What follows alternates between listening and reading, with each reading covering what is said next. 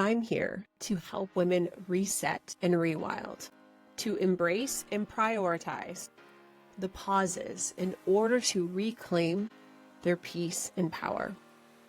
I'm Dr. Michelle Peris, director of the Poppy Clinic and founder and CEO of the Wild Collective. As a disruptor, naturopathic doctor, wife, and mama, I've created a global movement and sacred space for women to rise together. Here, you'll break through limitations, romanticize your life, and unlock the magic of your divine feminine power. My life's work is rooted in community, lifting women into their most powerful, authentic selves, while empowering clinicians to elevate their practices with a transformational, community-driven model. I lead a thriving, passion-fueled business and naturopathic practice brimming with abundance, where I can guide women to invigorate their lives through sisterhood and elevate healthcare with a cutting-edge transformational approach. I've witnessed firsthand in my practice how this model sparks consistent health transformation, creates flourishing communities, and brings profitable success.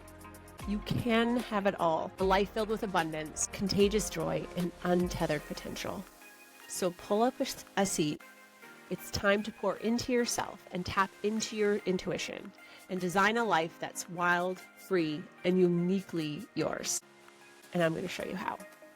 This is Wild Medicine. All right, welcome back to another episode of Wild Medicine. I am your host, Dr. Michelle Peris, and this will be the last episode of 20. I'm going to take a little break to be on holidays with my family and to honor exactly what we're going to be talking about on this episode and to, lead with how I think we should all be working towards in terms of finding a new definition of balance in 2025. This conversation is all around the identity of being busy. And it was inspired by an episode I listened to on Mel Robbins' podcast that was shared with me from some really good friends who've been on me for the last few years with how busy I am. So this is a personal one for sure. And I certainly am no hero when it comes to really honoring stillness and calm. That probably makes me a really identifiable human in the arena of the identification or over-identification and deriving value from what we call busy. So this is a really interesting thing. When you think about when you ask people how they are doing or what's going on, they talk about how busy they are. And so I thought this would be an interesting one to look up the research on, because I think this is something that in North American society has become quite a prevalent identification factor, right? So when we ask people how we're doing, so busy. We also see really high rates of burnout and exhaustion. And it's something in the research is denoted as time poverty, right? So this concept or perception that there isn't enough time. Since the 1960s, people identifying with the idea of never having enough time has gone up exponentially. By 2018, 80% of those who were polled or interviewed disclosed that they never had enough time or that they were in time poverty. And this is something that has really, as a clinician, we are addressing all the time, right? When we are talking about, implementation of new health habits or transforming health or correcting deficiencies or things that are going on, the thing that we're often meeting up against in terms of resistance with the uptake of a new plan or intervention is the perception of time. I don't know if I have enough time. I don't know if I have time for exercise, if I have time for food prep, if I have time to slow down or meditate or do the things that would provide the results that I'm after, yet I allow or tolerate this perception of busy to be the thing that drives most of my decision making, which is interesting, right? Because the very thing that we find ourselves complaining most about is the very thing we prioritize over trying something different or doing something new. And as a society, we seem to really identify and celebrate the concept of being busy instead of being a human being who is relaxed and slowed down. It's not overall what we consider success. And so I was listening to this episode, and the quote that really stood out to me that was like, oh my gosh, was this: the child who is not embraced by the village will burn it down to feel its warmth. I've said this in a few wild circles now, and I think the intention of what the meaning actually is of this quote is for those who derive a lot of meaning or value out of being busy, it's an avoidance to deal with the feelings that they don't feel like enough, or they didn't feel like anything that they did when they were younger was good enough to receive the love of their caregivers. And so they burn things down. They burn themselves out to derive value and meaning out of what they do instead of sitting with the feelings of discomfort. Busyness has become a cultural phenomenon. Exhaustion and burnout are quite prevalent, and it's very normalized for people to say, I'm burnt out, and us to not stop dead in our tracks like, oh my gosh, that sounds quite serious. Like, what can we do to support you? And like, no, everybody's burnt out, right? Everyone's exhausted. We seem to have this like toleration for the way we all collectively conduct our lives, even though it is so against our own innate wisdom and capacity. I think we all know it feels wrong. We feel the effects of the fatigue, yet we still, one, derive some sort of value out of saying it and aren't overly interested in setting different boundaries to not have to conduct ourselves in this manner. If in fact we are all so busy that this is where we are deriving our value, and it's a status symbol to be busy, it's a symbol of success, then how is one going to leave and unplug themselves from the very system in which it thrives in, perceivably, with air quotes, thrives in? Are you feeling burnt out and exhausted? See, you am someone who has recovered from a few burnouts herself.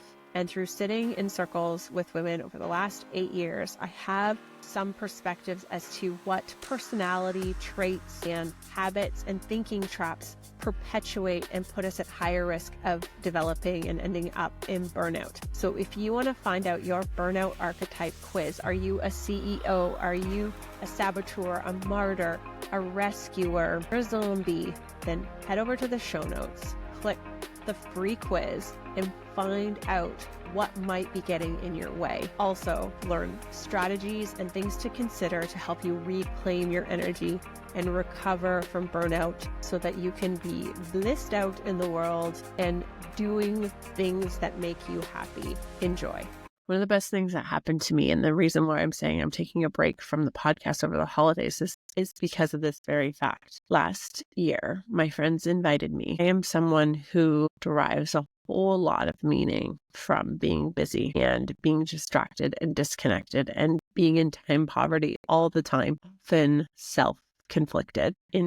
I'm choosing to busy myself. And the reason why the whole quote of the child who's not embraced by the village will burn it down to feel its worth is something I identify with, is because I think I've for a long time derived my own meaning or worthiness from how much I do, not for who I am, for just being who I am. And so the invitation last year was to unplug for 2 weeks. I took social media off my phone. I did not work. I just woke up every single day and was like, what do I feel like doing today? And it was life-changing. And I'm still someone who fills her schedule. So I'm looking forward to simplifying my calendar next year, even more so than I already have. But it changed my life. It was wonderful to unplug and really tap into what it is that I actually want, and to not get hooked by the need to always be doing something to derive value. So when I looked into this idea of busyness, I found this really funny study that has been done. That was done. I didn't look at the actual details. I should pull that up. I'm not a details person, but it was a really funny study that looked at both men and women who were encouraged not to be busy. So they were put into a room, a sterile room, where they were to do nothing, in direct opposition to always being busy. And some things that were said before they entered the room. So all that was in there was a button that was going to, with total awareness that when they pressed the button, it would give them an electric shock. So when individuals, before they entered the room, they claimed, they would give all their money to not be shocked, right? To not to not have an electric shock. Anyways, when they were put into this room where their choices were to be in stillness or electric shock themselves, 67% of men and 25% of women chose to shock themselves rather than sit still. I find this very funny because I think this is the quintessential issue. And it was something that I used to laugh at. I don't find it's not funny, but like I can have a sense of humor about things, but it's not funny. Like, when we talk about with patients to encourage some mindfulness, some stillness, some meditation, I am often met with a lot of resistance. And I know I'm not alone as a clinician. I think that is a common comment, is that people do not want to be still. They do not want to be in mindfulness. They want the net result of what mindfulness and stillness provides, but they don't want to do the act of it to, garner the return on investment of that, right? They just want the results. They want the still mind, the calm body, the regulated nervous system, but to get there, most are unwilling to put in the effort, which is funny because it's doing nothing, but it's really uncomfortable. For most of us, this is not something we calibrated to naturally, right? So if we had big emotions as a young child and we were met with any sort of resistance to those feelings or emotions, we learn to turn away from them. We learn to accommodate or not feel to secure love and acceptance by our caregivers. And because most caregivers were uncomfortable with their own emotions, this is a self-perpetuating prophecy of being uncomfortable processing our big emotions. And so there is this addiction to being busy, and I see myself in this. So no judgment when I say it. I am someone who struggles with this, because we're deriving some sort of status, some sort of value, some sort of meaning from being busy. And there is an avoidance piece to this. So being busy helps you avoid having to be still and sit and process those emotions that are asking to be alchemized. So much so that many individuals are willing to elect shocking themselves over having to be still. And I fully believe that is the data of that study, because I know what it's like when I ask patients to be in stillness, right? They're like, yeah, like meditation is probably good for them, but like, I don't need it.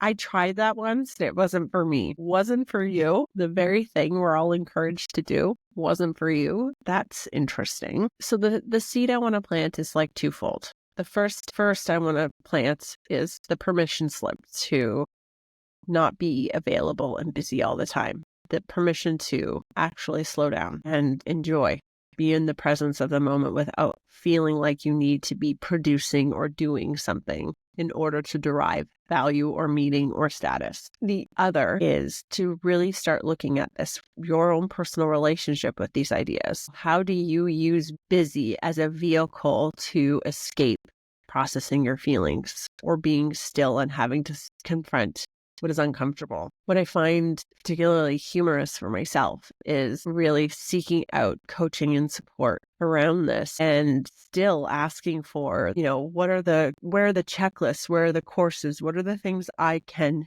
do in order to learn this? And I've been met with very direct communication of like, this isn't a doing thing. There is no course for this. This is a being thing. This is finding comfort and alchemy and peace in the stillness. So respectfully, like, set a timer for 5 minutes a day and be in quiet and see what comes up. Or give yourself permission to take the 2 weeks off and be unavailable and resist the temptation of checking your email or doing the things. The problem is that for so many people, the second that they are idle with that fact, they a whole plethora, a whole flooding of reasons, aka excuses, for why they aren't doing the thing that they say that they want. Right? So we all want to feel peace. We all want harmony. We all want calm, yet we're unwilling to actually sit with the discomfort of the feelings that must be alchemized in order to achieve that. And so what we will do is we'll make up every excuse as to why we can't fully unplug. Well, if I leave my inbox, it will become overwhelming. And then when I come back to work, I'm going to have all these emails. Like, we've let this get to a level that is very difficult to overcome. We've derived so much meaning and purpose from our inbox, from our texts, from our social platforms, that there is no peace or no calm. Granted, there's no relaxation, because the very idea of losing relevancy, getting behind, missing the opportunity is so daunting that we just keep producing, hoping that it's going to provide a different result. Yet, unfortunately for all of us, we know the truth of the only way out is to sit with and to honor what's coming up for us. If you're someone who derives a whole lot of value out of being busy, the invitation is to let go, is to not be busy, is to allow those emotions to come flooding up and sitting with them and expanding them and alchemizing them. Because the only way to that evolution is through. You can't outproduce this. You can't just stay busy. That's not the reality for all of us. The reality is that we have to actually do something different if we want a different result. And in a society that celebrates busyness, that values busyness, that is where status comes from. When I was looking into the research of this morning, there were certain quotes that, people I've heard, but like lunch is for wimps, right? Taking breaks is for sissies. People, right? Like, at the height of my burnout, I didn't even let myself chew food. It was too inconvenient, right? I just smoothied it so that I could just keep powering through. I was definitely deriving some kind of status out of being busy, and I had to accept that there were consequences. There were some serious physical consequences for my body, some burnouts, some mental exhaustion, some really strained relationships that I had to accept. Those were the decisions that I made, that I was so busy trying to burn down the village to feel its warmth, to garner acceptance and love. I had to understand the totality that I had taken, the consequences of my choices. And then I decided to make different choices. Now, I'm still someone who gets a lot of value out of being busy. And so the reason I want this to be the last episode before 2025, before the break, is I want to invite you all to do something similar that I did last year that I'm going to do again this year, which is reckless abandonment of the calendar and the schedules and the emails and the social media pressures and all the things, and just an unplug, knowing that it will all be there. And also, your world won't fall apart. So many people derive so much of their meaning and their identity from being accessible. Like, what would happen if I didn't answer? I don't know. Why don't you find out before you speculate? Respectfully, everybody is replaceable. We think this all matters, but it doesn't matter that much in the grand scheme of things. What actually does matter are the experiences that you can, intentionally create for your loved ones and yourself, the time wealth of doing nothing, the potentiality of alchemizing those big emotions so that you're no longer held hostage to the not wanting to touch them ever. Freedom. It's freedom. When I started this podcast, I really wanted to unpack the way I felt I uniquely see health. I'm not the only one, but I would still say it's not common finding to conduct our healthcare experiences in this capacity. And yet it's the very thing we need. People would rather shock themselves with electricity than to pause and sit in stillness. When sitting with yourself in a room where all there is to sit with are the emotions and the feelings and the thoughts that you have, would you push the button? Would you choose to electrocute yourself over sitting in stillness? I'm willing to bet a lot of you would, because it's uncomfortable. And if nobody taught you how to be comfortable in the discomfort, how to sit with your emotions, how to alchemize them, let them move through you, then you will do anything but sit with them. You would push the button, electrocute yourself. I think it's the funniest study, and I think it's the most real human experience. There are certain moments where it's, I would have to sit with or be in intimacy with my own thoughts, with my own feelings. And I would do anything to increase or encourage noise or distraction, because The very thought of sitting with is so uncomfortable, it's so destabilizing for me. I'm like, what can I do? What can I listen to? How can I not be with? I probably, I don't know, maybe I would press the button. I have successfully sat through a 10-day silent meditation. So perhaps I could withstand pushing the button, but I don't know.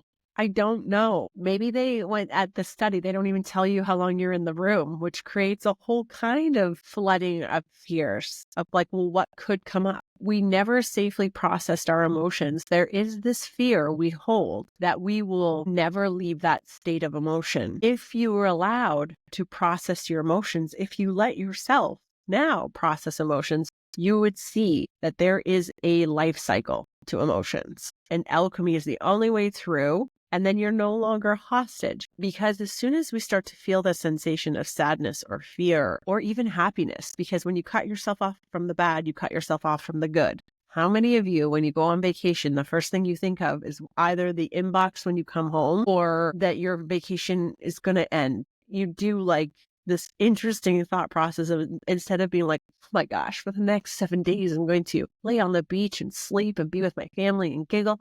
No, it's like, oh my gosh, how many things are going to be in my inbox? What if I miss this thing? Oh my gosh, like it's already going to be over. It's already here. It's going to be over just as fast. Like we're such interesting creatures, but we hardly let ourselves just be in the presence of the moment. This episode is brought to you by the Poppy Clinic. If you're looking for an integrative approach, our team of naturopathic doctors is there to support you every step of the way. Whether you're looking to learn more about period literacy or hormone balance for your tweens and teens, or you're looking to optimize fertility during that perinatal and postpartum phase, or maybe you're at the phase where you want to start having a conversation around perimenopause and menopause, or even metabolic health, we have a naturopathic doctor for you, providing support with menopause hormone therapy, labs, an integrative, customized approach, talking about nutrition and movement, and even IV vitamin therapy. There is something here for you. So if you're looking for a more in-depth conversation, individualized approach, health education and empowerment, the Poppy Clinic is here for you. If you want to go learn more, check us out at Poppy Clinic. And that comes from a lifetime of not letting yourself alchemize emotions. And the reason I talk about this so much is because this is the very thing I think gets most of us tripped up in preventing us from progressing forward. So we feel sadness and we'll do anything to distract ourselves from it instead of like letting ourselves feel it.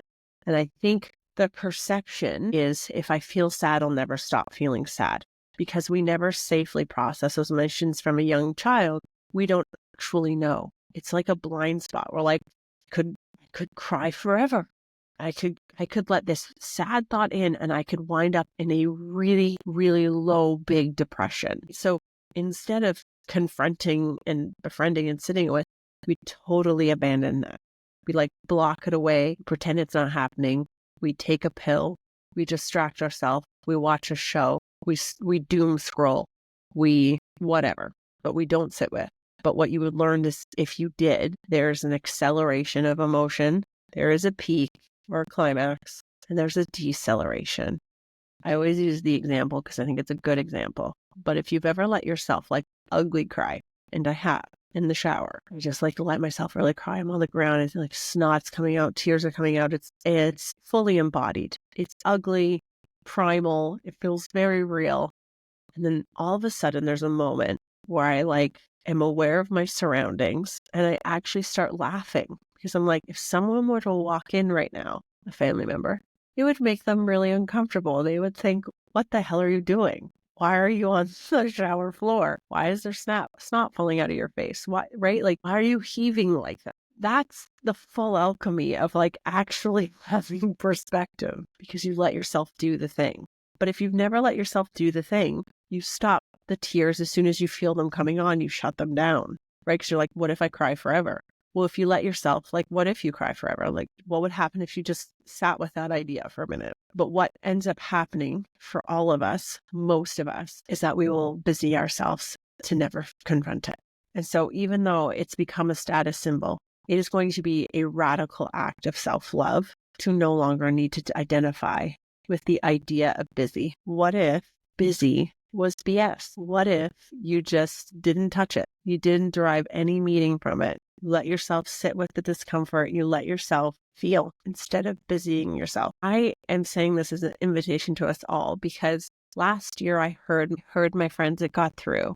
I was blaming loved ones for feeling suffocated when the suffocation was self-induced. It was the overstimulus of everything and making meaning and value out of things that are really meaningless. And the decision to unplug and sit with and just be was the greatest invitation and really allowed for me to conduct my life from a different energy and capacity every day following that experience. Was I perfect? No, but definitely different. If we live in a society that would rather electrocute themselves, press a button than to sit in stillness, I can tell you that this is a massive problem that we all need to sit with and confront. When I ask women what they actually desire, 99% of them will tell you they have no idea. If you cut yourself off from the bad, you cut yourself off from the good. You don't know. Stillness and being is the answer, and it is the vibe. I hope for 2025 for all of us, what we can invite in is a lot more being and a lot less identification with doing, not deriving the same status or perception of success with doing, because it's all meaningless. And the thing, my husband says to me all the time that really sits with me, a lot of us tell us the story of this self-importance, like we're so important that if we were to not do the thing, then things wouldn't happen. But guess what? They would. And if you couldn't do your job next week, they would just replace you without even a thought. So when you're really thinking about what is a beautiful, present, fabulous, beautiful life, wild life, how do you want to spend your time?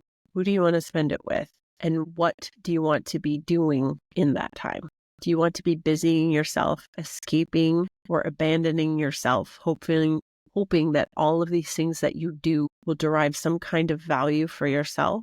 Or do you want to sit with the discomfort of that it doesn't really matter? At the end of the day, your beingness is what matters. My intention is that this plants a seed and a permission to just do less over the holidays, to just sit with, to befriend, to alchemize, to not feel the need to press the button, but to sit with and just see what stillness, even if you just set an alarm for 5 minutes every day, which I have been doing, I've survived.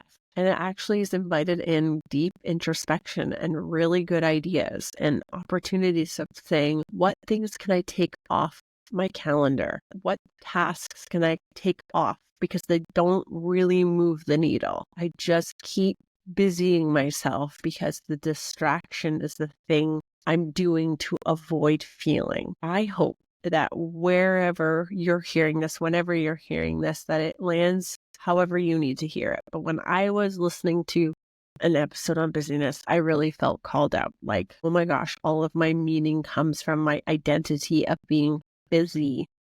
And it doesn't matter. And I can tell you the only consequence is like physical exhaustion, mental exhaustion, disconnection, dis-ease, unhappiness. No good can come from it. Yet our whole society's fabric is based on this identification of busy. And we only claim to feel more and more busy. We have time poverty. If you really ask yourself what wealth means to you in 2025, I bet you time freedom is something you crave.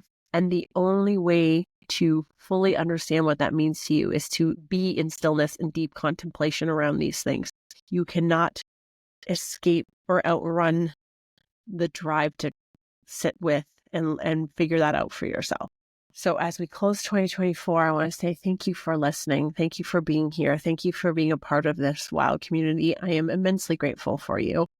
And may 2025 be the unfolding and untethering from what society tells you is success, and this beautiful unlearning and unconventional trust of what's coming up for you, what feels like personal success for you, and to create a calendar and act in accordance with the honoring of that instead of feeling the societal pressures, instead of betraying your own boundaries, instead of using exhaustion and busyness as a status symbol. I hope you let yourself unplug and enjoy the holiday season with your loved ones.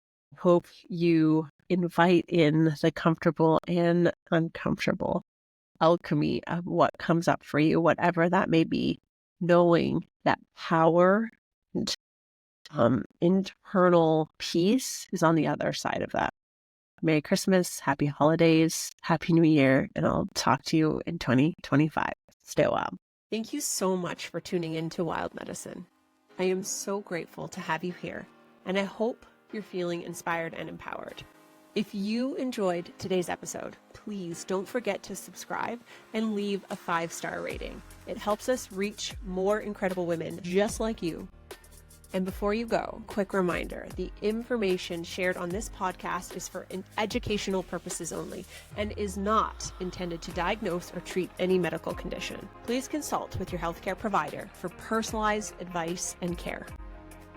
And if you're ready to take inspired action and dive deeper into your own health journey, please visit us at poppyclinic.com. Let's rewild and reset your health together.